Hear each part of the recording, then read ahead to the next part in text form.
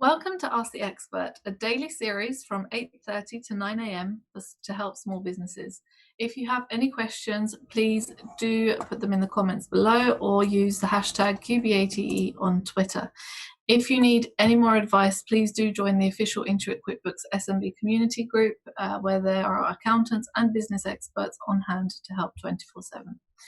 QuickBooks also have a dedicated COVID-19 information site. Just go to the QuickBooks website, scroll down a little bit and click on the big Learn More button under the header Support for you and your business during COVID-19. My name is Eriona Bajrakurtaj. I am the Managing Director of Majors Accounts. A little bit of background about me. I am a qualified Chartered Certified Accountant with the ACCA. I have a master's degree in accounting and finance, a master's in law for international banking and finance, and I've recently completed a postgraduate diploma in financial strategy at the University of Oxford. Safe to say, my studying days are now done. I'm also a member of the QuickBooks Accountants Council and a member of ACCA's UK Practitioner Network Panel and ACCA's SME Global Forum. I've also been in practice now for 13 years alongside my studies, which has been great in ensuring I've really enhanced my studies backed with the experience from small practice, where you really get to see everything, how business works, how it functions, the pain points, investigating ways of providing solutions to those pain points and helping, finding ways of helping businesses to grow and become more profitable. So who are Majors Accounts? We are a small accountancy practice based in Southeast London. We provide support to businesses in the SME space, so whether they are owner-managed, self-employed or limited companies. We service a wide range of industries, so to name a few, construction, hospitality, financial services, IT, hairdressers, barbers, nurseries, pubs, bars, restaurants, the list goes on. Since becoming managing director, I've spearheaded and implemented a digitalisation strategy of becoming a paperless office. Happy to say that we are there now. We are also a QuickBooks online only practice, so we've become somewhat experts in this space. So everything now can be done online using an array of really amazing technology and apps, which all feed into QuickBooks online to create an elevated experience, not just for our team in using the latest technology, but also being ahead of the game for our clients. So now clients don't need to come and see us if they don't want to, so there's a convenience and time saving there for them. It allows us to have our national and soon to be global reach. We have clients all the way from Ireland down to the Isle of Wight. The idea is to bring the client-accountant relationship closer. We are a family-run practice, so treating our clients and team like family is one of our core values, which we believe helps to build a great, an excellent rapport and provide a more personalised service coupled with expertise built up from years of experience. We believe that technology brings us closer, so we will be able to be the virtual finance director for our clients. Now, our efforts haven't gone unnoticed. Majors Accounts have been nominated for Independent Firm of the Year Greater London for the last 2 years in a row at the British Accountancy Awards. I myself have been nominated by the Women in Accounting and Finance Awards 2020 for 3 awards, which are due to take place later this year, but it remains to be seen due to the current situation. And Majors Accounts have also been featured in the Parliamentary Review 2017, showcasing best practice in our sector. So COVID-19, this is obviously at the forefront of everybody's minds at the moment. It's brought great distress to everyone worldwide, not just health-wise, but also businesses which have been affected massively. Many have had to close, they're not generating any income. No one really knows what's going on at the moment and how long it will last. And not many businesses have planned for this effectively, although can you really plan for a global pandemic? But the main issue that businesses have had is they haven't had an adequate cash reserves to be able to finance their business whilst it hasn't been trading, essentially. And many businesses do not know whether they're going to have a business to go back to, which is a super scary thought. And the UK economy, as a result, has been hit massively. Businesses in this time have had to think of ways of pivoting to make sure that they do have something to go back to, or something to ensure that they can at least survive. Now, the government have provided quite a few reliefs over the last few months in order to help businesses, but yesterday, as many would have seen, we had our latest announcement with a few updates and changes and relaxations to the rules. The 2 metre rule has obviously been reduced to 1 metre plus if 2 metres is not feasible. And this kind of helps with the hospitality sector, which are also due to open on the 4th of July. So some arts and cultural sectors, leisure facilities, and some tourist attractions, including outdoor gyms, playgrounds, cinemas, museums, galleries, theme parks, social clubs, places of worship, and community centres, which are all within this category and are due to reopen on the 4th of July. Unfortunately, there are some businesses which will not be able to reopen, as the government doesn't feel that they will be able to adequately implement the social distancing rules. Some of these being swimming pools, bowling alleys, spas, indoor gyms, and soft play areas. So another reminder regarding the furlough scheme. This month, make sure you only apply to the 30th of June.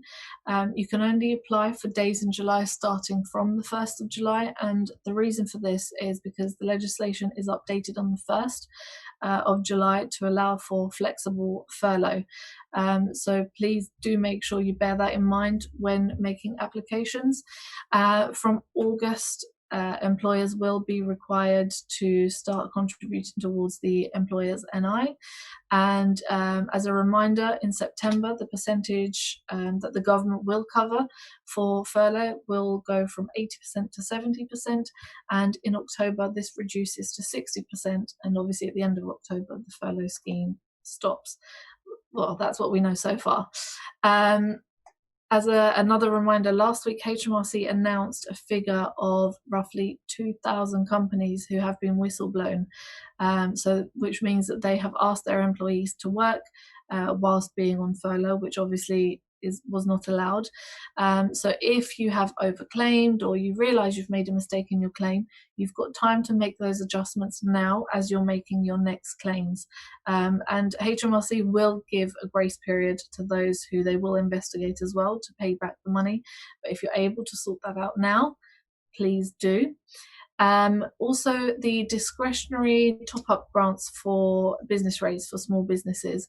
So those who were unable to get anything from the last grants that were provided by local councils because they didn't have council tax or a business rates number, because they may have been in a property, a shared office space or shared business units, they will also be able to claim some money from the grants, from the discretionary top-up grants. These will be 25,000, 10,000, or an amount that the council believes will be sufficient to help out these businesses. Another reminder regarding VAT. So for the VAT quarters ending 31st of May 2020, which are due on the 7th of July, these are actually due to be paid. So the liability must be paid. This is the first time in this period that you have to make payment. So make sure you've reinstated your direct debits if you haven't already. If you're not going to and you think you won't be able to do it in time, make sure you make payments so it reaches HMRC on time. And one key takeaway, I think, which is important for all businesses to really learn from this period, we don't know whether we're coming or going with these rules as they're being relaxed, and the government has that they reserve the right to revert back to how we were, so more stricter lockdown. There are many businesses that have learned many lessons and have managed to pivot during this time. I think it's really important to get a mixture of what we've learned now and what we were doing before, and try to amalgamate the two. So going forward, whether we do go into stricter lockdown or whether we're eased completely, you will be able to pivot either way, and the business will carry on trading, or if anything like this were to happen in the future, you should be fine based on new processes that you've implemented. And so really businesses should be looking to get a mixture of the two going forward. So now I am going to start taking some questions. I see they're coming in now. We have a question from Laura from Facebook. She says, I'm a little confused at the next self-employed income scheme. Does it cover the months of June, July and August? Will we have to prove we have had loss of income on each month or an average over the 3 months? I heard it's going to be different to the first payment. How will they check? We have a flooring company and only half of the suppliers are delivering on a daily basis from June when they opened as non-essential retail. We have less footfall in our showroom, but we are still getting some orders and able to fit. Okay, so the self-employed grant in August, that's when you're going to be able to apply for it, but you're going to have to declare that on, I believe it's the 11th of July, you were still affected by coronavirus. Your business has been affected, so you need help from the government via this grant. Now the grant this time will be less, so it won't be as much as the previous grant that was given. But if you're able to show that you have had loss of income and you've had to close down, you've only just started to reopen, I would say that you do constitute for the grant. You'll be able to claim it, but just make sure that you're able to show the fit in terms of figures. Maybe count the footfall as you've mentioned. You are still getting some orders, but they're nowhere near as what it used to be previously, and you've got issues with your suppliers. So all of this feed into the bigger picture to prove that you have been affected by the coronavirus and your business has suffered. So you should be able to get that grant. This is based on the fact that if you are self-employed, I'm not sure because you've said we have a flooring company. If you're a limited company, you won't fall under the self-employed grant. But if it is that you are self-employed, then definitely you will be able to claim on that. Just make sure you're able to prove all of these figures, because I don't imagine the government is going to give out money without going back to investigations in the future, which they have said, make sure you keep your figures for 6 years, because they reserve the right to investigate for the next, any point in the next 6 years for what's happening now. I hope that's helped. We have a question from Priscilla from Twitter. She says, good morning. When does the SEISS have to be paid back by? I'm wanting to be able to budget effectively for that. So the self-employed grant scheme is actually a grant. You don't need to pay this money back. It will be yours to keep. It's to help out during this period. So it will be treated as income. So at the end of the year, depending on the expenses that you've had, the profit that you would have had during the year, you'd have to pay tax on any profits anyway. But at least you will not have to pay this grant back, which is, a huge relief and help to so many people, because that you don't have a liability in the future. This is yours to use for possibly living expenses, possibly looking at ways to grow your business. If there are things that you could be purchasing to make you more efficient in the future, or to help with new service lines, then that could be used for that too. But definitely don't worry about having to pay it back. That money is yours. So if you want to budget effectively, budget for how you're going to use it rather than repay it. We have a question from Marshall from Twitter, who says, with the latest government announcements, how do I know when it's best to take my staff off furlough? So yeah, the government announcements are, as I mentioned, a bit to and fro. Yesterday they eased the rules. Today they've said that they're fearing that there may be another second wave kind of imminently. So does that mean that we're going to be heading back to stricter lockdown? Who knows? This is changing on a daily basis. So obviously businesses have this issue with furlough, because the regulations said that if you bring staff back on, then in order to put them back onto the furlough scheme, they must have been furloughed for 3 weeks to be able to claim again. But one of the great things starting from the 1st of July is you have that option to be able to kind of budget how many staff do you think you're going to need at any one point? You could bring them back part-time, maybe 1 or 2 days a week, and furlough for the other days. So this is what the flexible furlough scheme will help with going forward from the 1st of July. So you can really see how much you need staff, and the government will pay for the days that they're not in, then they're not working, 80% of that. So you can kind of judge it as you go along. Some businesses, may find that they don't need many people at all initially, but some businesses have found that actually, they've reopened and they definitely need quite a few staff, and maybe not everyone, but more than they had expected. So at least you have that leeway to really decide on what would be best for your business, considering the money that's going to be coming in and the customers that you will be having coming in.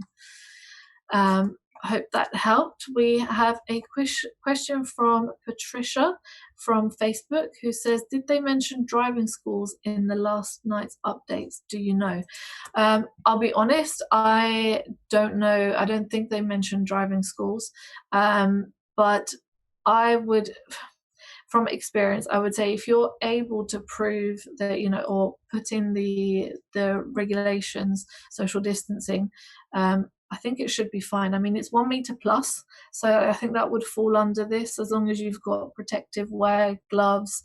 I believe that should be okay. Don't quote me on that, but I think each business needs to judge, how much they can put the rules in place to be able to, reopen. But I definitely think even with driving schools, you are about 1 meter away from each other, I'd say.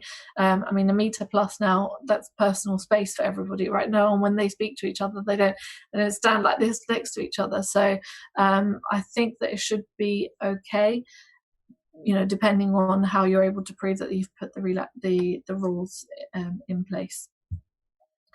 So we have a question now from Layla from Facebook, who says, from a financial point of view, is there anything you'd suggest small businesses to be doing in case we experience a second wave of the virus?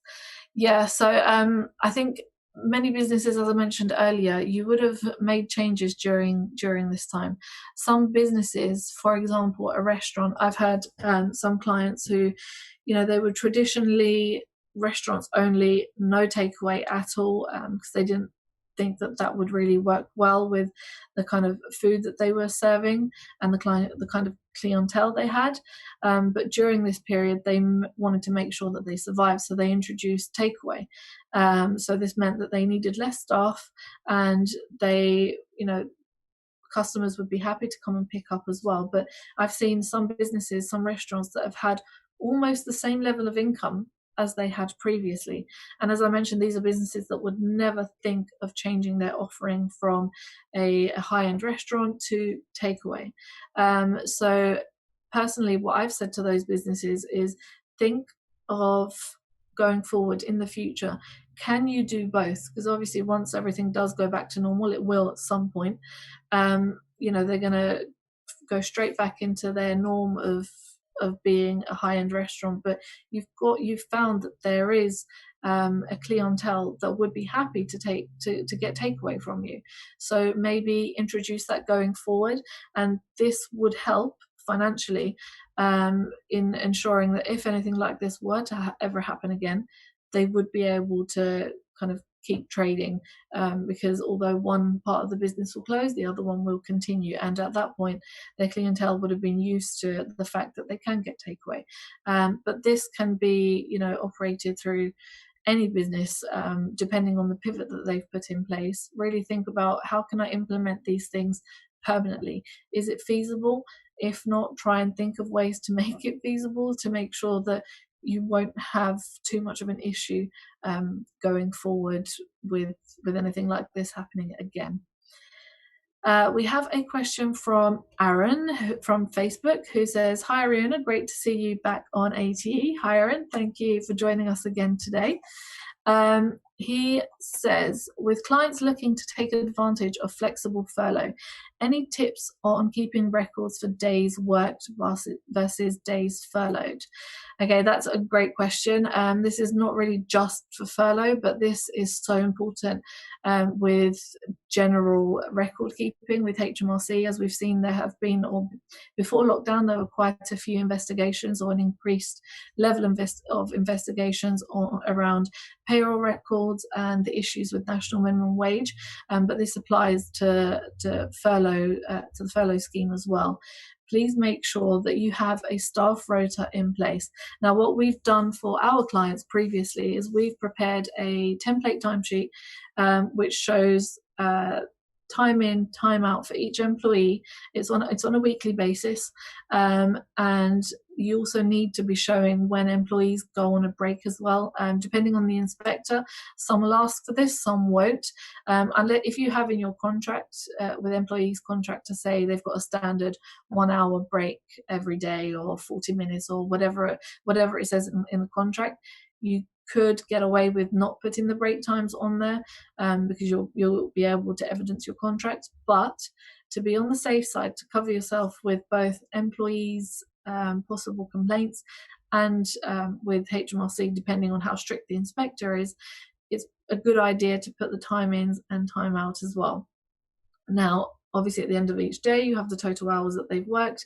And at the end of each week, with the total hours they've worked, the employee should really be signing to agree the hours. They should be signing in and out themselves as well, by the way. So obviously, there are a lot of employers that do this themselves, so they will clock everybody in as they come in. But HMRC have on occasion said, well, the employer could put any hour down that they want. So as a way around this, make sure your employees sign at the end of each week to confirm and agree that the hours that are on the timesheets are correct. Date that as well. So that's one way of ensuring that you keep these records. And do remember, although HMRC say you should keep such records for 3 years, they could really go up to 6 years if there were any queries, say in a corporation tax or accounts investigation. They could look into the payroll records too. So I always say to my clients, make sure you keep them for 6 to 7 years regardless. But obviously this is for clients who don't know, they don't have the latest technology, or they want something simplified with the templates that we've given. However, there are great apps out there that will do a lot of this for you. So we use T-Sheets, which also integrates with QuickBooks amazingly. So our staff, they've got their app, or we usually had an iPad in the reception, so when they came in, they would log in their time, or they can do it from their desktop as well. So you've really got a few different options there available. And when it's lunchtime, they pause the clock. When they come back from lunch, they restart it, and then when they finish for the day.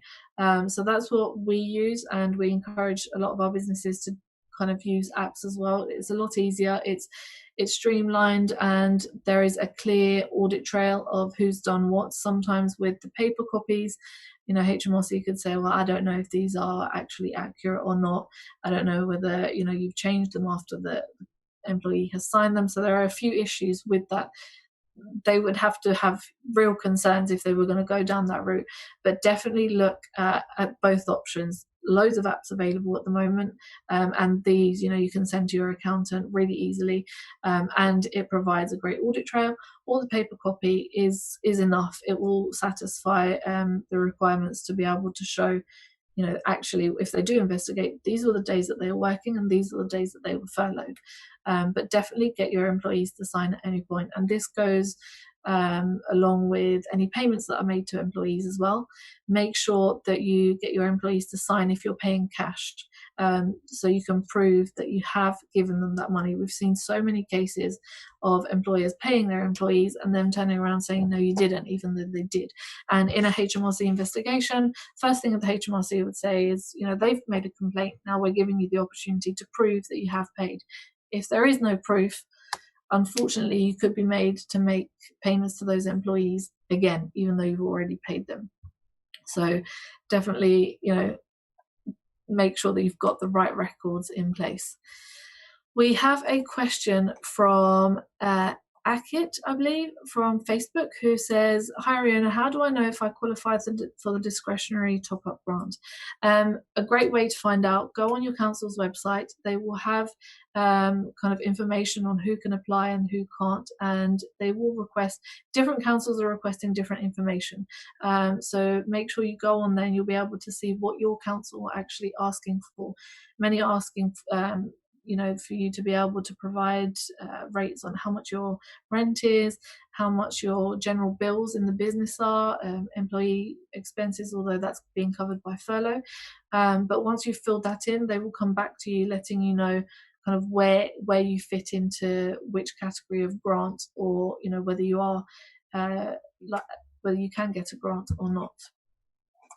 We have a question from Mason from Twitter, who says, "Good morning. We have a small practice in Ipswich and all staff have been working from home and not yet back in the office. Are you adapting any changes yourself as a result of lockdown at Major's accounts, and how do you see these working for you?" Yeah, absolutely. So with us, for the last 2 months, everyone was working remotely.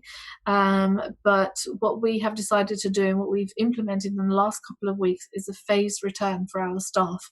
So the way that our business is set up, we've got teams based on industries. So we're having staff coming back 3 days a week only, and usually with all the team together. So if they need to speak to each other, they can do, rather than when they're working remotely. And we've spread the staff out, so they're more than 2 meters apart at the moment, obviously giving them the appropriate PPE. But going forward, this will be the norm now for us. We're never going to have staff in the office a full 5 days a week.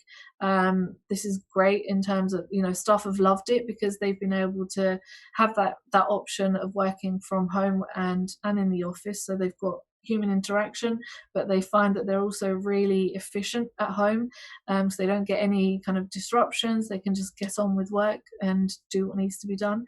We're lucky in that in the digitalisation process, we had put processes in place, which means that no one will ever know that they're working from home. Someone calls the office, staff can transfer to each other as if they were in the office.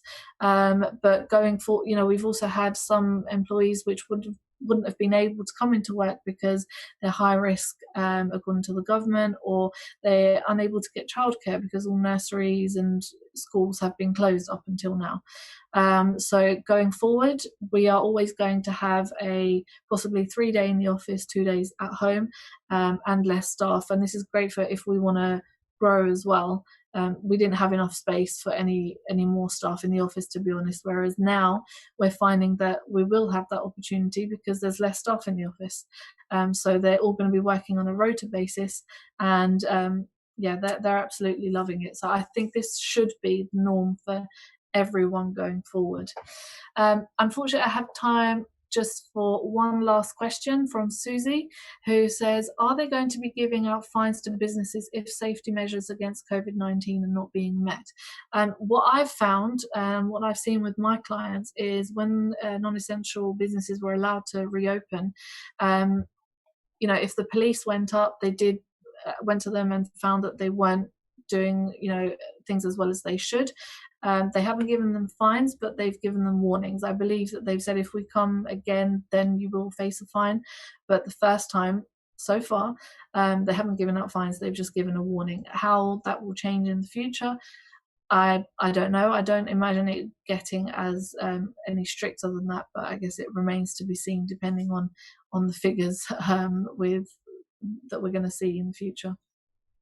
So unfortunately, that's it for me today. If you have any questions, do get in touch with QuickBooks support team, or on Facebook, or myself directly through our website. Keep an eye out for the news section on our website, which is updated as information is released. We also have a dedicated, our own app with a dedicated COVID-19 section on it. If you want to download it, please do go onto our website and download that. You can also contact us through our social media channels, so Facebook, Instagram, Majors Accounts 2006, LinkedIn, and Twitter as well. So coming up on Ask the Expert tomorrow is Jeff Lynn, who is Executive Chairman and co-founder of Seeders, which is one of the world's largest equity crowdfunding platforms. Jeff also serves as a founding chairman of Codec, a non-profit advocacy group for digital startups and SMEs, and has been named one of the 10 coolest people in the UK, tech by Business Insider, which is super cool. This is a session you don't want to miss. I know I definitely won't be. A reminder, if you do need any more advice, do join the official Intuit QuickBooks SMB community group on Facebook, where accountants and business experts will be on hand 24/7. Thank you so much. That's it from me, and have a great day.